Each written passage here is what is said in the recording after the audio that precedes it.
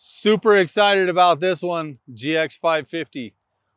We had some really cool people from Tennessee drop this thing off to us. I don't know how long ago, probably maybe a little bit too long, but we got a beautiful new bumper built on it. We have room for 3 pods. You don't have to use these 3 pods. You can use whatever you want.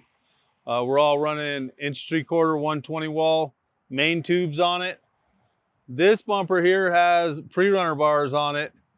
Also 120 wall DOM. Everything on here we run is all DOM tubing. We don't run any welded metal seam stuff. We got clevis mounts on it. It's winch capable. We did side frame brackets on it to be able to tie into the crash zone to keep the crash bar plate from flexing while you're winching with it. We also tied in under here with the skid plate in this area where the original pull points were, and in the middle. Your stock skid plate will interface with our skid plate. No problem at all. Everything we did intentionally with this bumper. We got parking sensors in it, your side parking sensors, middle parking sensors.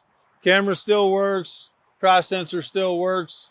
We're gonna offer this bar without these side tubes, with the side tubes, or we'll offer a low bar option that stays below the camera.